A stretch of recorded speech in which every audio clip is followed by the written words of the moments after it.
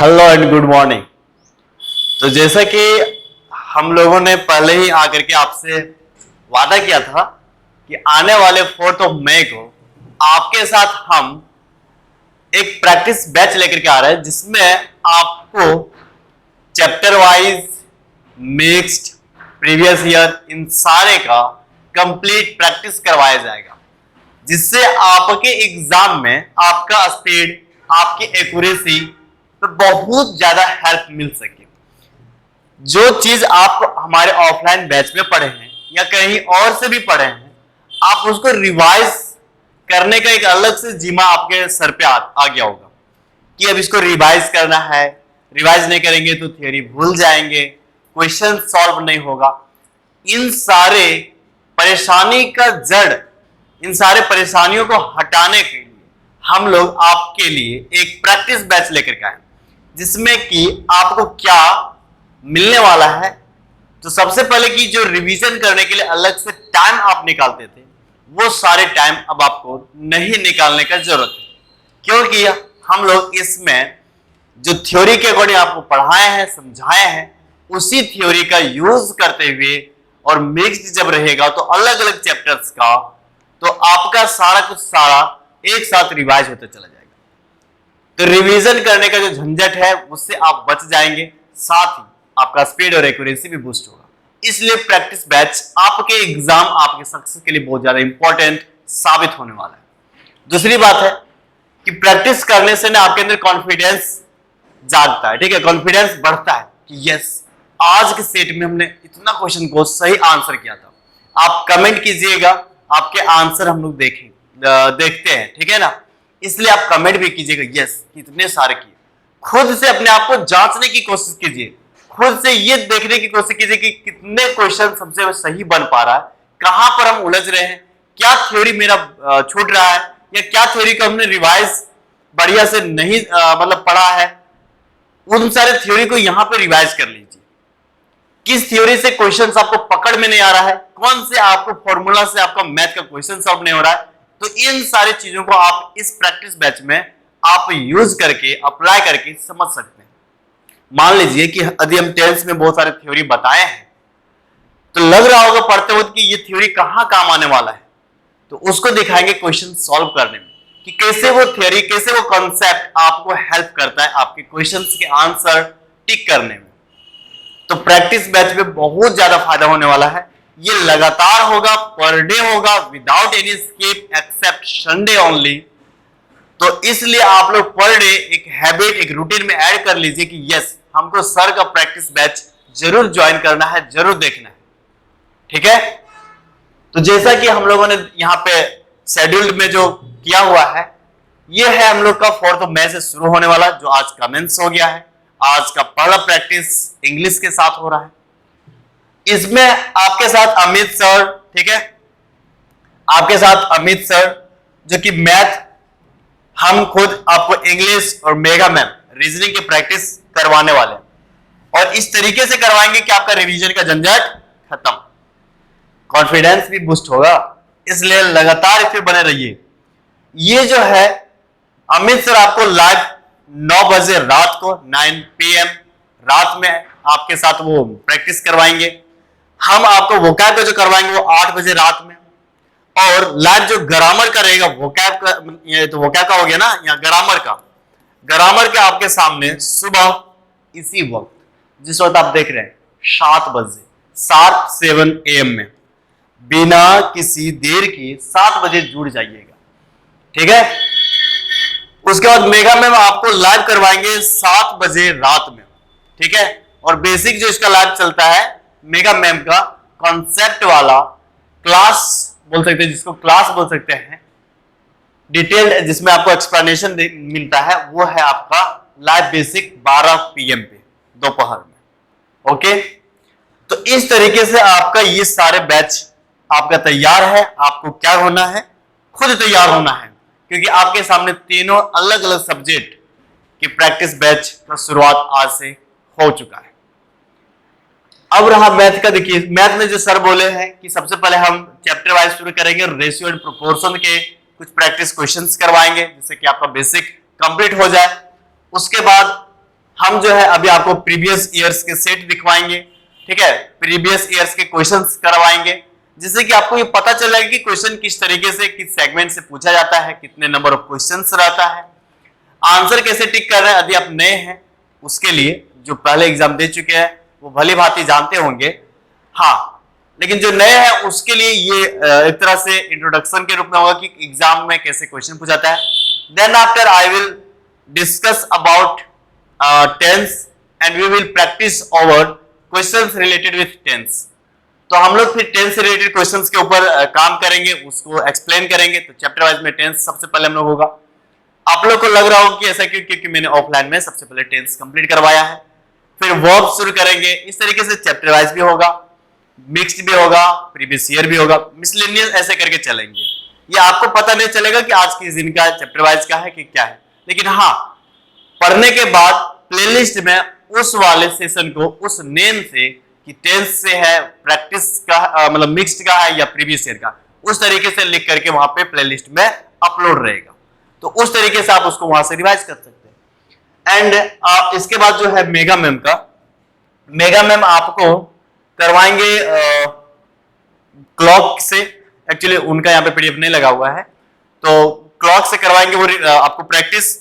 और ये रहेगा आपका कितने बजे, यस कितने बजे आपको बोले थे हम, तो एक बार देख लीजिए मैम का कितने बजे था, 7 PM शाम में, ठीक। तो चलिए आज हम लोग प्रीवियस ईयर के सेट को समझते हैं, देखते हैं कि कैसे कैसे क्वेश्चन पूछा गया था, उन सारे क्वेश्चन को एक्सप्लेन करेंगे। और सबसे पहला फर्स्ट नंबर क्वेश्चन आपके सामने ये रहा। क्वेश्चन पढ़िए, select the most appropriate meaning of the given idiom. Appropriate का मतलब होता है, एप्रोप्रिएट का मतलब होता है कि जो आपको सबसे ज्यादा सटीक लगे, ठीक है ना, सटीक, जिसे आप बोलेंगे सटीक आंसर। तो बोल रहा है कि आपको सेलेक्ट करना है जो सबसे ज्यादा आंसर के करीब हो, जो सटीक आंसर देता हो। और किसका, इस इडियम का। इडियम का मतलब हम बताए थे मुहावरे होता है हिंदी देखा जाए, तो इस मुहावरे के मीनिंग को बताना। मुहावरे कहां पे लिखा हुआ है, तो बी हार्ड अप यहां पे। इसका आंसर क्या होगा, 4 ऑप्शंस आपके सामने इस तरह से गिवन रहेगा, आपको इसका आंसर करना है। हम 1-2 सेकेंड या 10 सेकेंड तक का वक्त देते हैं आपको इसका आंसर करने के लिए। आप कीजिए आंसर, ठीक है, उसके बाद इसको एक्सप्लेन करेंगे। Good, very good. ट्राई सबका होना चाहिए, गलत हो सही हो इस पे अभी आपको ध्यान नहीं देना है। आपको पहले ट्राई करने की कोशिश कीजिए। जब ट्राई करना शुरू कर देंगे, ट्राई कर ले रहे हैं, तब देखना है कि आपका रिजल्ट कैसा हो रहा है। ओके, इसलिए पहले ट्राई कीजिए क्या होगा और क्यों होगा। चलिए अब इसमें देखते हैं इसका आंसर क्या होगा। तो बी हार्ड अप बोलते हैं ना कि आजकल ना बड़े मुश्किल समय में है, इसलिए हम आपको पार्टी नहीं दे सकेंगे। मुश्किल समय का मतलब बी हार्ड अप, और वहां मुश्किल समय का मतलब क्या है, क्यों आप पार्टी नहीं दे पाएंगे, क्योंकि आपके पास पैसे नहीं है। इसका मतलब होता है बी हार्ड अप कि जब आपके पास पैसे की कमी हो, क्या हो, पैसों की कमी, और उस स्थिति में आप बोलते हैं कि हम अभी मुश्किल में हैं, हम आपको खर्च नहीं कर सकते, हम आपको पार्टी थ्रो नहीं कर सकते। आप पैसों की कमी, इसका मतलब आप इंग्लिश में से क्या बोलेंगे, हैव वेरी लिटिल मनी। आपके पास पैसों की बहुत ज्यादा कमी। आंसर क्या हो जाएगा, second number, have very little money, पैसों की तंगी। फर्स्ट ऑप्शन में था find it very difficult to wake up early. Yes, लग भी तो रहा था बी हार्ड अप। जब आपको सुबह जल्दी उठने के लिए बोला जाता है, कितना मुश्किल काम है, कैसे उठते हैं इतने बजे लोग, हमको तो अभी 8 बजे तक सोना था, मुश्किल लगता है। इसलिए ऑप्शन में ऐसे दिया जाएगा। इसलिए ईडियम को ना, कुछ ईडियम्स को रट लेना पड़ेगा, कुछ ईडियम्स के मतलब को समझ लेना पड़ेगा। और ये पुराने वाले ट्रेंड के अकॉर्डिंग क्वेश्चंस पूछा गया, मेंस में ऐसे नहीं। मेंस में ना आपको इसी इडियम को इन सेंटेंस में पेस्ट रहेगा, और सेंटेंस के मतलब के अकॉर्डिंग उस इडियम का मीनिंग निकालना है और फिर ऑप्शन को क्लिक करना है। आज हम प्रीक सेट का उठाया हुआ एक सेट है वहां से उठाए हैं, आने वाले दिन में आपको मेंस का भी करवाएंगे। तो इस तरह से इसको रखना पड़ेगा। अनेबल टू कैलकुलेट, ना बाबा। Have difficulty in climbing stairs, no. Find it very difficult to wake up, no. Answer, have very little money. Next आपके सामने क्वेश्चन 2 नंबर जो है वो ये है कि the following sentence has been divided into parts, one of them may contain an error, select the part that contains the error from the given options. If you don't find it any error, mark no error and your answer, ठीक है, as your answer में क्या mark करेंगे, no error, जब आपको गलती sentence मिले। देखिए यहाँ पे ये सेंटेंस लिख दिया है ना, इसको 4 अलग अलग भागों में बटा हुआ है, 1 भाग, 2 भाग, 3 भाग, चौथा भाग कहां है, तो चौथा भाग नो एरर होता है। क्या होता है ये, नो एरर।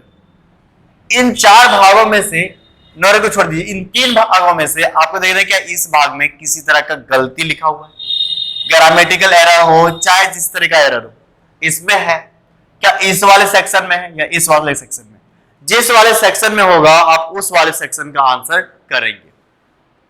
इट वाज में कोई गलती है क्या, कोई गलती नहीं, नो एरर करेंगे।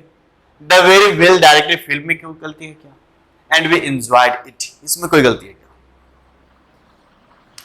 नहीं समझ में आ रहा है, कोई बात नहीं। अभी आप लोग पूरी तरह से ग्रामर नहीं पढ़े हैं, ग्रामर पूरी तरह से पढ़ लीजिएगा तो आंसर आपको तुरंत से दिखेगा। फिर भी ट्राई कीजिए। Yes, very nice, very nice, ठीक है, चलिए गुड। तो सबसे पहले यहां पे है सेंटेंस लिखा हुआ, ईट वाज में कोई गलती, ईट के साथ वाज आता है सिंगुलर, हाँ क्या कुछ तो गलती नहीं हो सकता है। अच्छा, वाज में पास्ट टेंस है, वाज पास्ट टेंस बताए थे, यस। एंजॉयड वी टू, ये भी पास्ट टेंस में है, एंड के साथ, दोनों सेंटेंस सेम वाले टेंस में ना, सेम समय में, यहां भी गलती नहीं, ठीक है। आगे क्या गलती, एंजॉय के साथ ना एक ऑब्जेक्ट भी आना चाहिए, इट भी है, ये भी सही है। अच्छा, ये क्या बता दिए भाई हम, तुम आपको एंजॉय के साथ एक ऑब्जेक्ट आना चाहिए, क्या कहीं बताएं, आप बोलेंगे नहीं। अभी ग्रामर शुरू हुआ है, ठीक है, कुछ दिनों में आपको इन सारी चीजों के बारे में बता देंगे कि कैसे कैसे क्या क्या होता है। लेकिन एक ये पॉइंट को ध्यान रखिए, एंजॉय के बाद ऑब्जेक्ट आता है, ठीक है, एंजॉय के बाद एक ऑब्जेक्ट आता है, तो इट भी, ये भी सही है। गलती क्या है, क्या इसमें कुछ गलती दिख रहा है, हो सकता है। इस द के बारे में देखिए, आपको article a an and the हम पढ़ाएंगे, कौन से चैप्टर में पढ़ाइएगा सर, तो इसे पढ़ाएंगे हम एडजेक्टिव के अंदर, डिटरमिनर साथ में आर्टिकल्स, अलग चैप्टर, सब चैप्टर बना लेंगे, इसको कोई दिक्कत नहीं। इसमें आपको हम बताएंगे ए और ए एन का यूज, साथ में द का यूज। द का यूज है ना वहां पे कहते हैं जहां पे चीजें आप ले ऑलरेडी, जिसे आप पहले से ऑलरेडी नॉन बोल सकते हैं, जिसको आप पहले से जानते हैं, ऑलरेडी नॉन चीजों के आगे आप द का यूज करते हैं। यहां पे शॉर्ट में बात करेंगे, कॉन्सेप्ट के ऊपर बात करेंगे। तो द का यूज कहां पे करेंगे, जो ऑलरेडी नोन होता है कि ये जो फिल्म है, इस फिल्म के बारे में बात करेंगे, इसको ऑलरेडी आप जान रहे हैं, ऐसा तो कोई सेंस नहीं है, ये फिल्म ऑलरेडी डायरेक्टेड, इसमें ऐसा कोई सेंस आ रहा है कि इसको हम पहले से जान रहे हैं, नहीं। आप उसके बारे में एक जनरल स्टेटमेंट दे रहे हैं। जनरल स्टेटमेंट का मतलब कि ये अच्छा डायरेक्टेड मूवी है, ठीक है, जब उसको देखे तब, नहीं पहले से जान रहे थे कि ऐसे डायरेक्टेड होता है, ऐसे ऐसे ऐसे ऐसे ऐसे, ऐसे तो होता नहीं है। इसका मतलब द का यहाँ पे यूज गलत है। यहाँ पे क्या बोलेंगे, नॉर्मल एक स्टेटमेंट बोलना है, इंडेफिनिट बोलना है तो बोलेंगे A. It was a very well directed film and we enjoyed it. तो आपको ग्रामर से ऐसे हेल्प मिलने वाला, इन सारी चीजों को पढ़ाएंगे, इन सारी चीजों के ऊपर बहुत बात करेंगे हम लोग, तो don't worry, but you have to learn here that we put the before the object or before the words that we have already known. Good one? Yes. Yes, excellent. आप लोग तो बड़े तेज हैं। नेक्स्ट वन क्वेश्चंस पढ़िए और बताइए questions में आपको करना क्या है। क्वेश्चंस पढ़िए, the following sentence has been split into 4 segments. वही अलग अलग सेगमेंट्स का मतलब पार्ट्स होता है, अलग अलग सेगमेंट्स में बटा हुआ आइडेंटिफाई करना है। The segment that contains a grammatical error, उस वाले एरर को बताना है जहां पे गलत है ग्रामेटिकल तरीके से। ये वही क्वेश्चन हो गया। आंसर प्लीज, सब कोई आंसर कीजिए। और आप लोग शेयर करते हैं ना, शेयर कर दीजिए, क्योंकि आज शुरुआत है तो आपके बहुत सारे ऐसे दोस्त होंगे जो पढ़ना चाहते होंगे लेकिन उसको एक अच्छा प्लेटफॉर्म नहीं मिल पाता है, तो उसके साथ शेयर कीजिए। जग का भलाई कीजिएगा, देश दुनिया का भलाई कीजिएगा, तो आपका भी भला भगवान करने वाले हैं। तो सबको आप शेयर कीजिए, वो भी पढ़ेंगे, वो भी आपका नाम लेंगे कि हाँ वो जो मेरा दोस्त था उन्होंने एक अच्छा प्लेटफॉर्म को मेरे साथ शेयर किया, वहां से हम बहुत कुछ सीखे, जॉब लग जाएगा ना। बोलेगा उसी के कारण लगा था मेरा जॉब। सामने नहीं बोलेगा लेकिन दिल में वही चीज रहेगा, दिल में वही चीज रहेगा। लोग बोलते ना उसके दिल में राज करना है, इसलिए दिल वाली बात शेयर करनी चाहिए जिसमें आप उसके दिल में शामिल हो सकते हैं। तो शेयर भी कीजिए, लोगों को इसका फायदा उठाने के लिए बोलिए, पढ़ने के लिए बोलिए और सीखने के लिए बोलिए। और गिरिडीह से आप यदि देख रहे हैं तो आप हमारे ऑफलाइन बैच को ज्वाइन कर सकते हैं। अभी हम लोग 1 मई से नए बैच का शुभारंभ किए हैं जिसमें हम पूरे डिटेल्ड एक्सप्लेनेशन के साथ, फुल्ली कॉन्सेप्ट के साथ, basic to high level your success oriented approach के साथ काम कर रहे हैं। तो जल्दी से अपने दोस्तों को भी इस बात को बता दीजिए, वो आ करके ऑफलाइन बैच में भी पढ़ सकते हैं। ऑफलाइन बैच में वो हमसे क्वेश्चंस सामने से कर सकते हैं, जहां पे डाउट है, जहां पे नहीं समझ में आ रहा है, पूछ करके समझ सकते हैं। ऑफलाइन बैच आपको समझाने के लिए होता है, आपको बिल्ड करने के लिए होता है, और ऑनलाइन बैच आपको सिर्फ रिवीजन के लिए होता है। इसलिए don't believe only on online, ठीक है? आपको विश्वास ऑफलाइन पे भी करना है क्योंकि आप वहीं से सीखते हैं। आंसर कर लिए? चलिए, आंसर क्या हुआ? आंसर नहीं आया, आंसर आना चाहिए। देखिए, every curious child want to rip open a toy. अब टेंस हम पढ़ा चुके हैं ना, टेंस में आपको हम बताए थे कि सिंगुलर, सिंपल पास्ट टेंस में बताए थे इसको, सॉरी सिंपल प्रेजेंट में। किसमें बात किए थे हम? सिंपल प्रेजेंट में। इसमें आपको हम बताए थे कि सिंगुलर सब्जेक्ट के साथ आप यूज करते हैं V1 या V5। तो बोलेंगे सर एस सिंगुलर, एस को 5 के जैसा या 5 को कभी कभी एस के जैसा लिख देते हैं, इसलिए 5 वाला सिंगुलर के साथ V5। Good work, yes. Plural subject का यूज आप किसके साथ करते हैं? V1 के साथ। गुड, ठीक था। ये दोनों बात हम बताए थे कि नहीं? बोलो, बोलेंगे जी हां सर। अब ये वहीं से क्वेश्चन यहां पे एवरी क्यूरियस चाइल्ड। देखिए, एक थोड़ा सा प्रोनाउन और एडजेक्टिव में ना आपको समझाएंगे कि एवरी, ईच, आइदर, ठीक है, नाइदर, इन सब के साथ जो नाउन आएगा वो नाउन भी अपने आप में कैसा दिखेगा? सिंगुलर। और इस तरीके से ये पूरा जो बन रहा होगा सब्जेक्ट, ये पूरा जो सब्जेक्ट तैयार होगा, ये सब्जेक्ट भी कैसा तैयार होगा? बोलेंगे सिंगुलर। और सिंपल प्रेजेंट में यदि इस सिंगुलर सब्जेक्ट के साथ कुछ आने वाला है तो उसे बोलते हैं V5। Getting it? Have you got it? Yes. अब यहां पे देखिए लिखा हुआ है एवरी, एवरी के साथ देखिए चाइल्ड लिखा हुआ है। चाइल्ड को थोड़ा सा और क्वालिफाई कर दिया और बता दिया कि क्यूरियस है, इच्छुक है, अंदर से वो काफी जोशीला भरा हुआ है, या मुझे करना है दैट इज। तो ये चाइल्ड का आपका सिंगुलर आना था, क्या ये सिंगुलर है? आप बोलेंगे जी हाँ। इसके बाद वर्ब जो आएगा वो भी कैसा होगा? सिंगुलर, क्योंकि यहां पे इसको B5 की जगह पे ना सिंगुलर लिख लेते हैं इसको, क्योंकि ये सिंगुलर ही तो है, singular form of verb, singular form of verb. और जब सिंगुलर फॉर्म है इसका मतलब यहां पे V5 होना चाहिए। यहां पे आपको क्या दिखा? Want. Is it the fifth form of verb? अब बोलेंगे जी नो, जी नॉट। ठीक है, नहीं है सर। V5 में तो S दिखता है लास्ट में ना, तो इसको कर दीजिए S। यहां पे होना चाहिए था wants। और इस तरीके से सेंटेंस में कहां गलती है? तो वांट की जगह पे आपका आंसर वांट टू हो जाएगा, क्योंकि गलती वांट टू में था, वहां पे होना चाहिए वांट्स टू।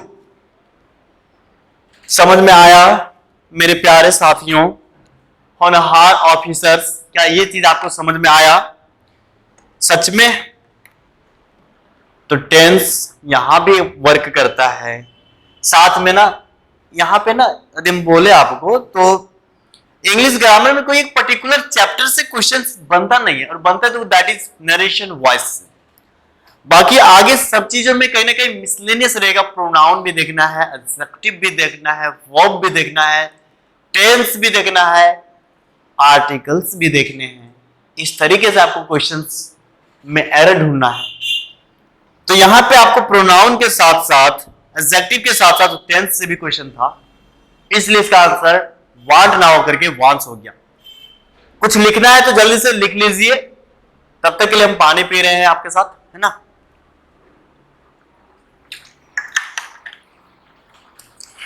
नेक्स्ट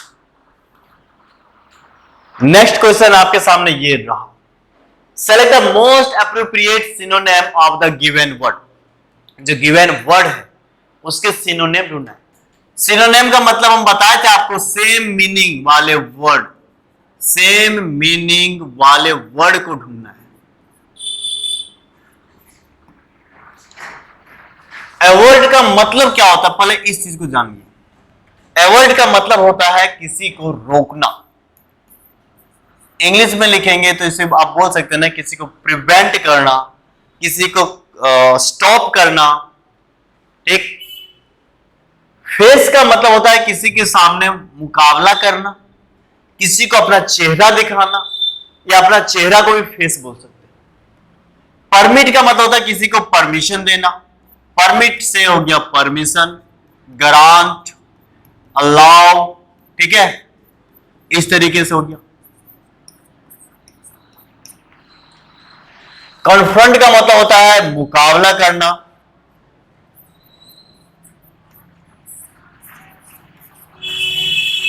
फाइट करना जिसे बोलेंगे आप, ठीक है। प्रिवेंट का मतलब हो गया रोकना। तो अवॉइड का सिनोनिम क्या हो जाएगा, आप बोलेंगे प्रिवेंट।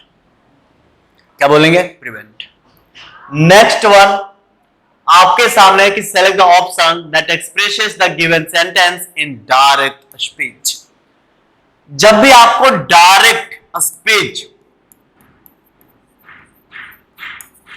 और इनडायरेक्ट स्पीच लिखा हुआ दिख जाए, इसका मतलब ग्रामर के कौन सा चैप्टर बना, नरेशन। इसे क्या बोलेंगे, नरेशन। और बोला जाए तो ये आपके लिए कैसा मार्क्स रहेगा, तो फ्री मार्क्स।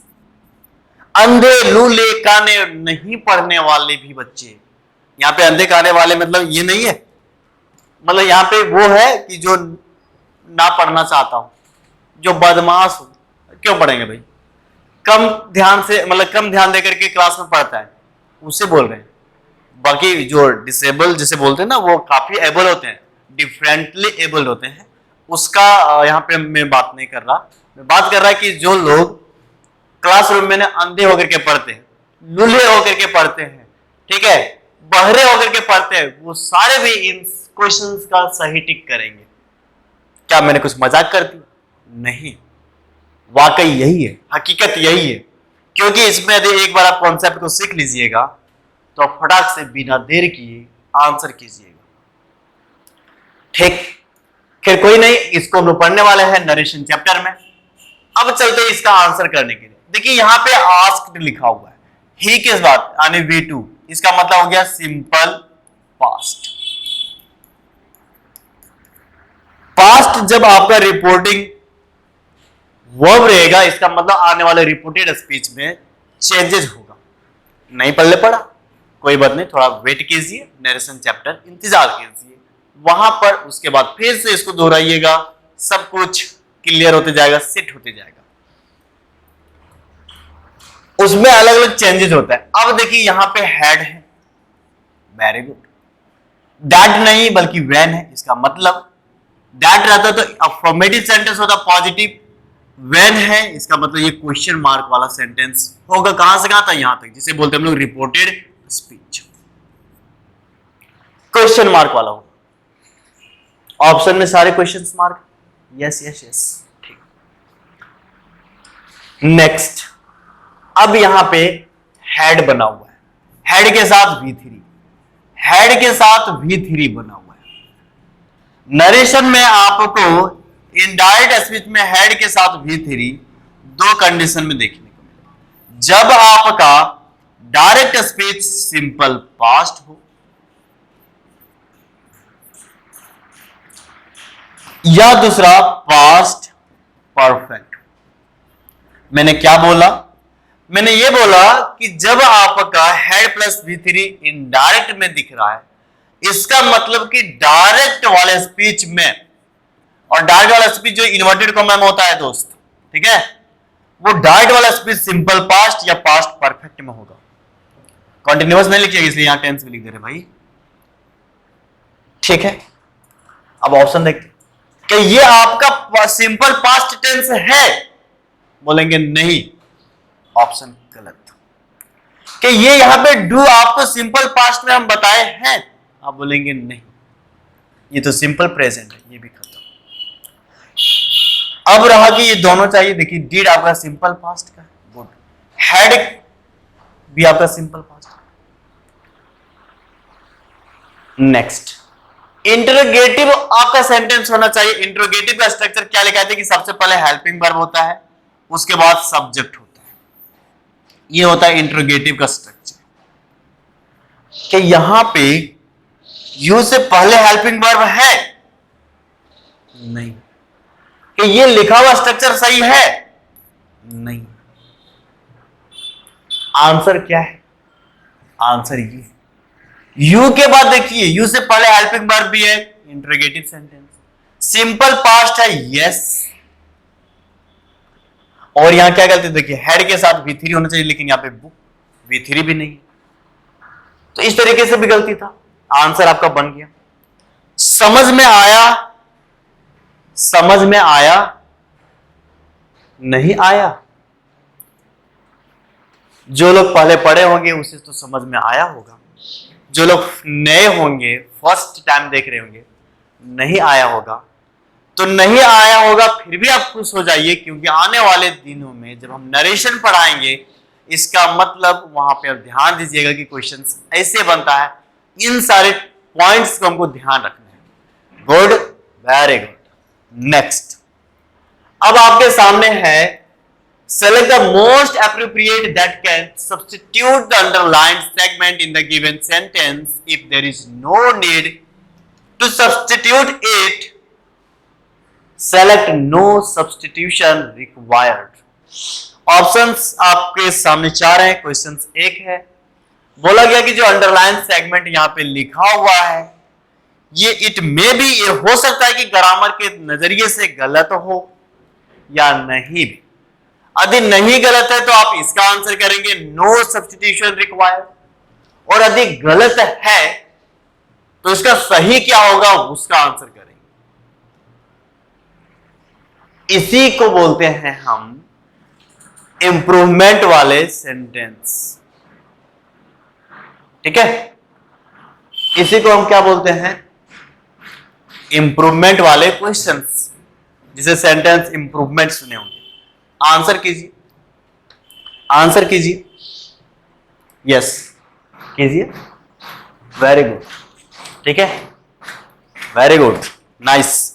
अब देखिए सबसे पहले कि क्या क्या ध्यान रखें। एक चीज आपको बताइए, आप हमें बताएंगे कि सिंगुलर सब्जेक्ट के साथ सिंगुलर वर्ब आता है या प्लूरल वर्ब आता है, जो पूछ रहे हैं उसका आंसर दीजिए। आप बोलिए, सिंगुलर सब्जेक्ट के साथ सिंगुलर वर्ब आता है, प्लूरल सब्जेक्ट के साथ कैसा वर्ब आता है, आप बोलेंगे प्लूरल सब्जेक्ट आता है, या सॉरी वर्ब आता है, यस, नाइस। यहां पे लिखा क्या है, ऑथोरिटीज, लिखते हैं पहले ऑथोरिटी। ये ऑथोरिटी, ये आपका लिखा हुआ है सिंगुलर में। किसमें लिखा हुआ है? सिंगुलर। इसका प्लूरल क्या हो जाएगा? तो वाई को हटा करके हम लोग IES करेंगे तो ऑथोरिटीज। इसका मतलब यहां पे ऑथोरिटी जो लिखा हुआ है कैसा लिखा हुआ है? सिंगुलर या प्लूरल फॉर्म में? Plural form. वर्ब कैसा आना चाहिए था? प्लूरल। ये वर्ब है, यस। ये वर्ब है, यस। प्लूरल है, यस। प्लूरल है, यस। ये हैज, लास्ट में एस दिखा। प्लूरल या सिंगुलर? सिंगुलर। ऑप्शन होगा, आंसर में नहीं होगा, एक ऑप्शन काट दिया। अब क्या होगा? देखिए, अब सेंटेंस को जरा पढ़िए। सेंटेंस को पढ़ने के बाद आपको ये सेंस आएगा कि the authorities are assured the people that they will look into the matter. Authority ने पीपल, लोगों को एश्योर कराया कि भाई इस मैटर पे वे लोग अच्छा खासा ध्यान देंगे। ठीक है, एक बात बताइए मुझे, हम एग्जांपल हर बार लेके चलते हैं। एक रास्ता है, एक रास्ते का रिपेयर खुद रास्ता करता है या कोई व्यक्ति उसको करता है रिपेयर? आप बोलेंगे कि रास्ता खुद कैसे रिपेयर होगा सर? रास्ता को तो लोगों ने रिपेयर कर रहा होगा, कारीगरों ने रिपेयर करता है। इसका क्या मतलब हुआ? इसका मतलब हुआ यदि आपके सामने एक वर्क है, इस वर्क को करने वाला खुद कर रहा है, तो ये सब सेंटेंस का जो ढांचा बनेगा ये बनता है एक्टिव में। एक्टिव सेंटेंसेस बोलते हैं, एक्टिव वॉइस भी बोल दीजिए इसे। बात है। दूसरा बात, जो काम हो रहा होता है जिसके साथ, वो खुद ना करके उसके ऑब्जेक्ट दूसरा व्यक्ति यदि कर रहा होगा, यहां पे उसको ऑब्जेक्ट लिखते, लेकिन यहां पे ऑब्जेक्ट आता नहीं है, कोई दूसरा व्यक्ति उसको काम कर दे रहा होगा, उसका काम, उसी को बोलते हैं आप पेसिव वॉइस। क्या बोलते हैं उसको? Passive voice. पहला बात कि जो काम होने का है यदि वो काम खुद हो रहा है, खुद वही व्यक्ति कर रहा है, दैट मीन्स एक्टिव। जो काम हो रहा है यदि वो काम कोई दूसरा व्यक्ति कर दे रहा है तो उसे बोलेंगे पेसिव। यहां पे समझाने का काम ऑथोरिटी कर रहा है या करवा रहा है? तो ऑथोरिटी कर रहा है।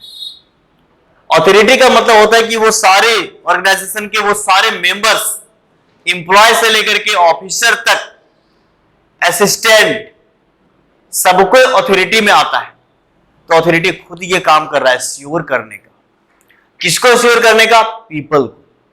बात सुनिए, सेंटेंस किसमें जाना चाहिए? एक्टिव में। Very one, good good. किसमें जाना चाहिए? एक्टिव में।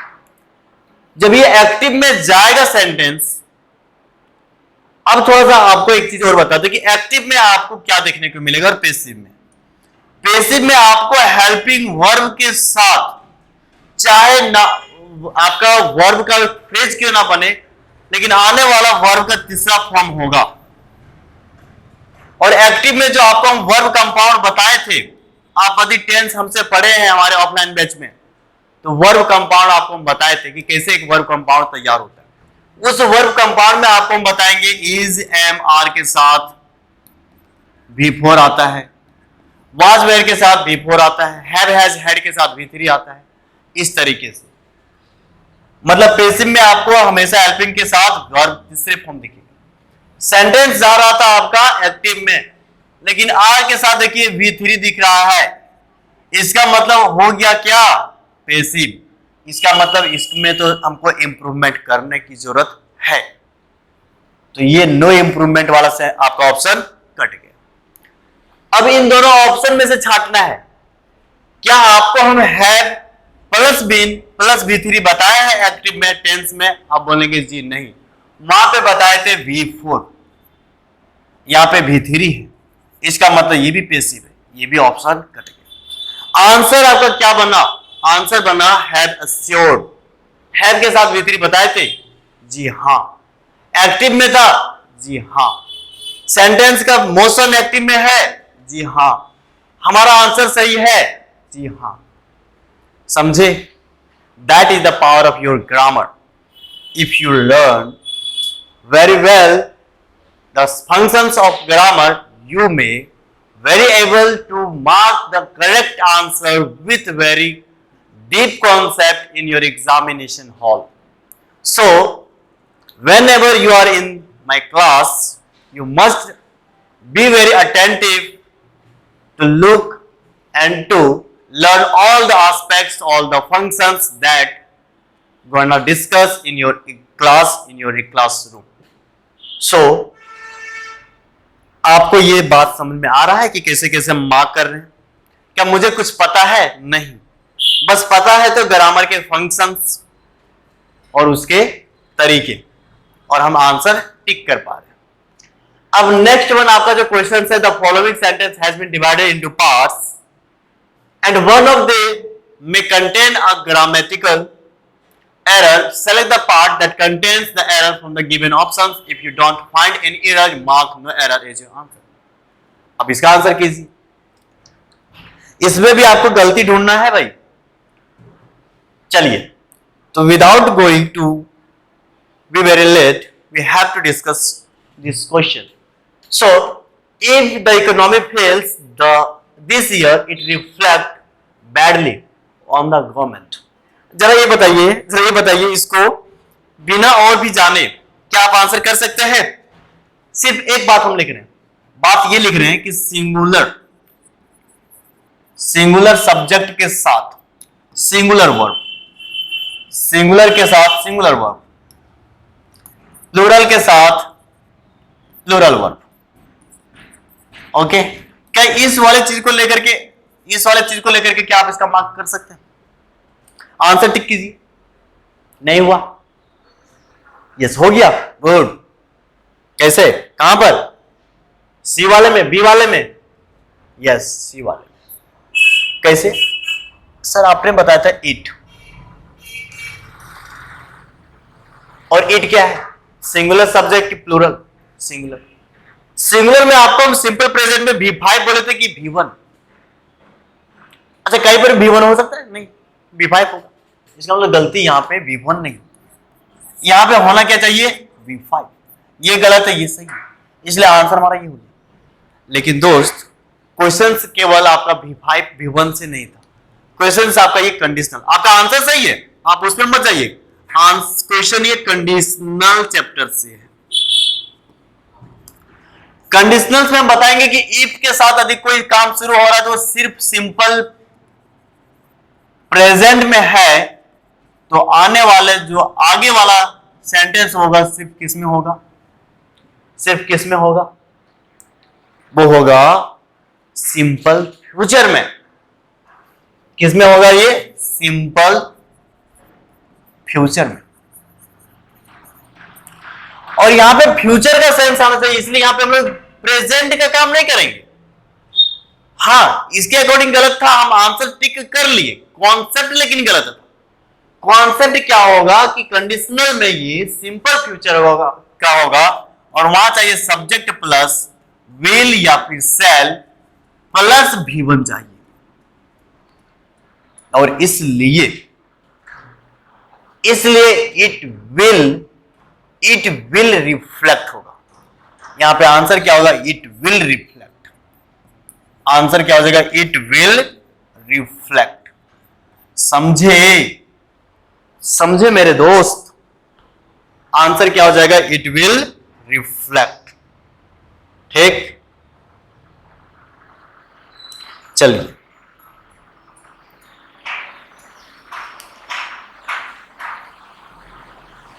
ठीक है।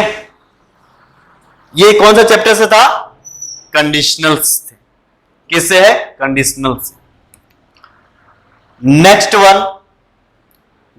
वन है आपके सामने, the following sentence has been split into segments, one of them may contain an error, identify the segment that contains a grammatical error. वही ग्रामेटिकल एरर, नो एरर वाला क्वेश्चन बनाइए। No one word present when I entered the hall। ये सारे काफी easy questions पूछे जाते हैं, और अभी तक देखिए हम एक सेट उठाए हैं प्रीवियस ईयर 2022 का प्री का, उसमें देखिए कि ग्रामर से यानी कॉमन एरर से और इंप्रूवमेंट से कितने क्वेश्चन अभी तक आ चुका है। ग्रामर मस्ट है आपके लिए पढ़ना।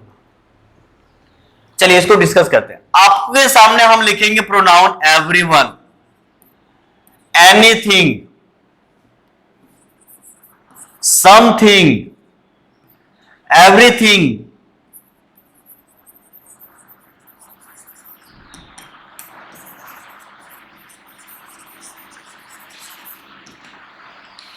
नो वन, देखिए नॉन नहीं, नो वन, एवरीवन हो गया, नो वन हो गया, anybody,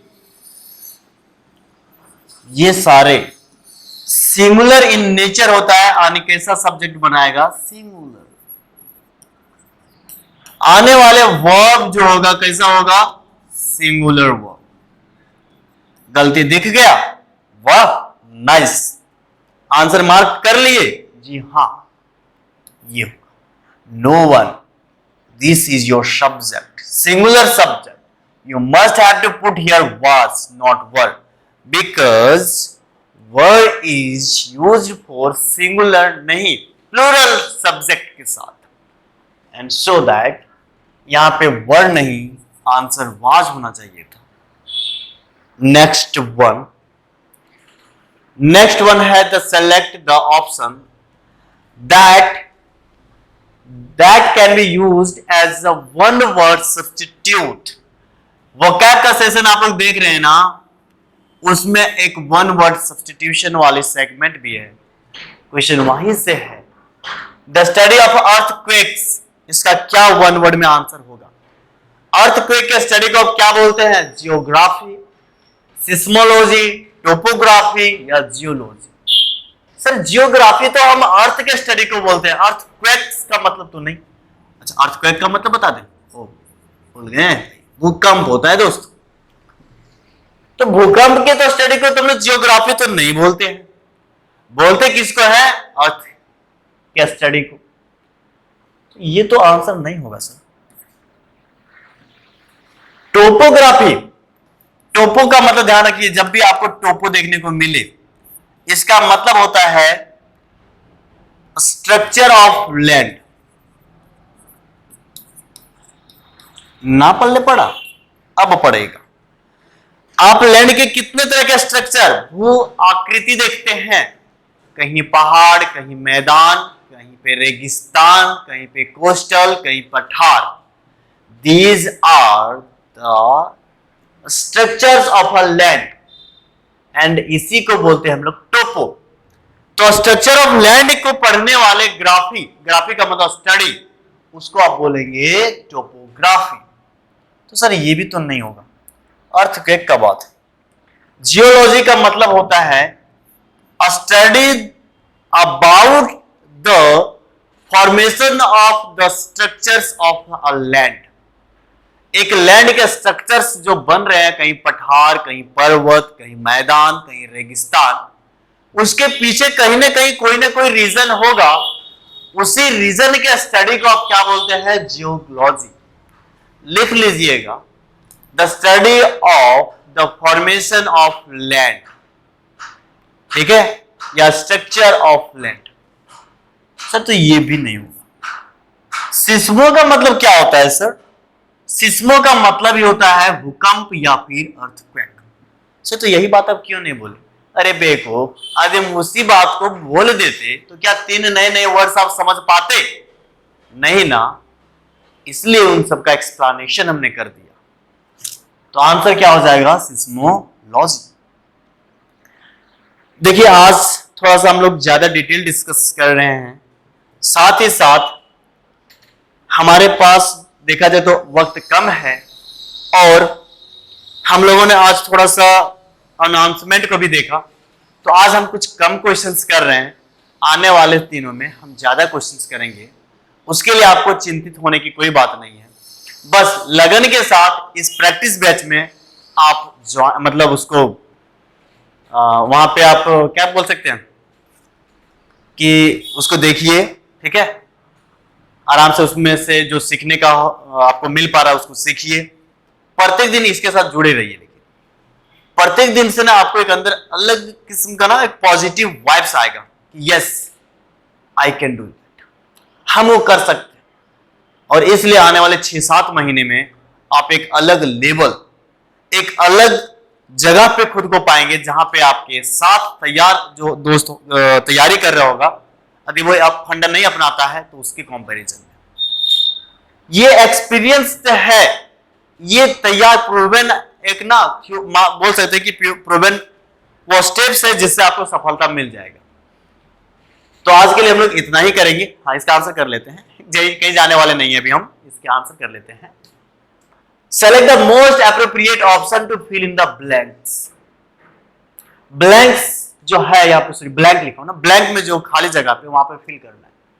The increasing concerns about climate change point to the need for enhanced efforts towards sustained growth। यदि मीनिंग भी नहीं आ रहा होगा अचीव का, फिर भी ग्रामर के अकॉर्डिंग यदि आप इसको टिक करना चाहेंगे तो सही टिक कर सकते हैं। और हाँ, यदि मीनिंग भी आ रहा है तो भी आप टिक नहीं कर पाएंगे, क्योंकि हर ऑप्शन में अचीव अचीव अचीव्ड अचीविंग लिखा हुआ है, सब में अचीव है। तो इसका क्या ग्रामेटिकल रूल है? आपको नॉन फिनाइट में पढ़ाएंगे कि टुवर्ड्स हो गया, आफ्टर हो गया, ऐसे बहुत सारे वर्ड्स हैं, स्टार्ट हो गया, स्टॉप हो गया, जिसके बाद हम लोग जीरंड का यूज करते हैं। What is gerund? Gerund is a form of verb that does not act as a verb। क्या क्या बोल दिए सर? Gerund एक वर्ब का फॉर्म होता है पगले, before, जो वर्ब के जैसा काम नहीं करता है। ये क्या क्या बोल रहे हैं? नहीं समझ में आया? नहीं समझ में आया? कोई बात नहीं, नॉन फिनाइट तक इंतजार कीजिए, बताएंगे। तो Gerund आपका वर्ब फोर्थ फॉर्म होता है, ठीक है? सॉरी, कैसे कैसे लिखा गया? आईएनजी वाले फॉर्म होता है, जो वर्ब का ही फॉर्म होता है, लेकिन वर्ब के जैसा काम नहीं करके किसी और के जैसा काम करता है। इसका मतलब टुवर्ड्स के बाद जीरंड आएगा सर? यस। इसका मतलब आंसर अचीविंग होगा? हाँ। ये सब नहीं होगा? नहीं होगा। इस तरीके से आज हम लोग लगभग 10 क्वेश्चंस का एक्सप्लेनेशन किए हैं, एक्सप्लेन किए हैं उसको हम। आई होप कि ये सारे बात आपको भली भांति समझ में आ गया होगा। डिस्कशन आपको अच्छा लगा होगा, एक्सप्लेनेशन आपको काफी हेल्पफुल लगा होगा, लग रहा होगा कि यस यदि ग्रामर हम बढ़िया से पढ़ लेंगे तो आंसर टिक करना इजी है। तो आप इस जर्नी को हमेशा बना लीजिए अपने साथ, हमेशा हमारे साथ जुड़िए। हमको डेली 7 बजे मॉर्निंग में हमसे मिलिए, घर आके नहीं, क्लास में, और एंजॉय कीजिए इस सेशन को। आप कमेंट करना ना भूलें, क्योंकि आपके कमेंट से हमको मोटिवेशन मिलता है। वाकई ये सेशन आपको कैसा लगा? क्या आपको लग रहा है कि ग्रामर हम ऐसे सीख सकते हैं? क्या आपको लग रहा है कि एक्यूरेसी हमारा बन सकता है?